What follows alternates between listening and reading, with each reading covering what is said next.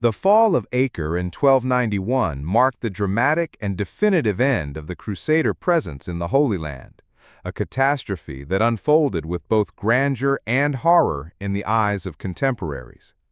Acre was not only a fortress, but also the beating heart of Crusader power, a bustling city that blended Western and Eastern influences, where Italian merchants, French knights, and Syrian Christians mingled in its markets, and where ships from Venice, Genoa, and Pisa carried treasures and pilgrims across the Mediterranean. Its strategic position made it indispensable. Whoever controlled Acre controlled the gateway to the Levant, and for the Crusaders, it was the last fragile bastion after the loss of Jerusalem and other key strongholds. Yet the city was divided within, its walls enclosing rival quarters where Italian merchant republics bickered over privileges, and religious orders like the Templars and Hospitalizers competed for authority, weakening the unity desperately needed in the face of a rising threat. Sultan Al-Ashraf Khalil, son of the great Sultan Qalawun, approached the campaign with singular determination, viewing the conquest of Acre not only as a military goal, but as the fulfillment of destiny, a chance to wipe away the last symbol of Western intrusion into Muslim lands.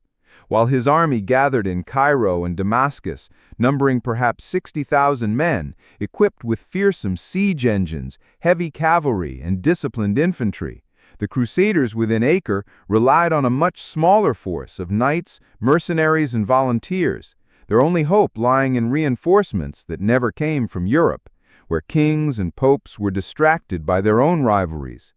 As spring turned into May, the city's atmosphere oscillated between denial and dread. Traders still filled the markets, and priests still offered masses in churches, but everyone knew that the storm was approaching.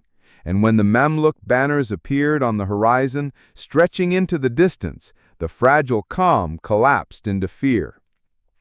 The Mamluks wasted no time building trenches, erecting siege towers, and unleashing waves of catapult fire that pounded the city day and night, shaking its massive fortifications. The defenders fought valiantly, launching sorties to burn siege engines and repel attackers, but Khalil's forces adapted quickly, their discipline and engineering skill wearing down the Crusaders' resistance. When the walls were breached, the battle became a slaughterhouse. Knights charged in reckless fury, their lances lowered in futile defiance, and for brief moments they pushed the Mamluks back, but every gain was drowned beneath the sheer tide of numbers. Ordinary citizens, caught in the chaos, suffered the most. Families huddled in churches and towers, mothers clutching children, cries echoing through the burning streets, while hunger and terror gnawed at all. The Templars, renowned for their martial zeal, became the final symbol of resistance. Retreating into their mighty fortress at the edge of the sea, they held out even as the rest of Acre collapsed into ruin, refusing to surrender and turning every corridor into a battlefield. Their courage became legendary, for they fought until the very stones of their compound were torn down over their heads, preferring death to capture. Meanwhile, flames engulfed much of the city, towers crumbled, and the once great capital of the Crusader states was consumed in smoke and blood. At the harbor, panic turned into despair, as thousands rushed to the ships. Some vessels escaped overloaded with refugees, others capsized under the weight, while countless people were left stranded, begging for rescue that never came. Those captured by the Mamluks faced grim fates. The able-bodied were enslaved, nobles and knights executed, and survivors scattered across foreign lands, their dreams of returning to the Holy Land forever shattered. The Fall of Acre was more than a military defeat. It was the death knell of the Crusader era, a turning point that erased nearly 2 centuries of fragile Western presence in the Levant.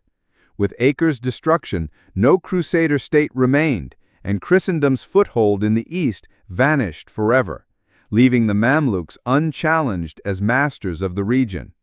The long-term consequences were profound. Trade routes shifted, Mediterranean politics realigned, and the idea of great crusades gradually gave way to new priorities in Europe. Yet the memory of Acre lingered as both a mourning and a lament, a tale of courage and folly, of religious fervor clashing with political reality, of a society torn apart by internal divisions at the very moment it needed unity.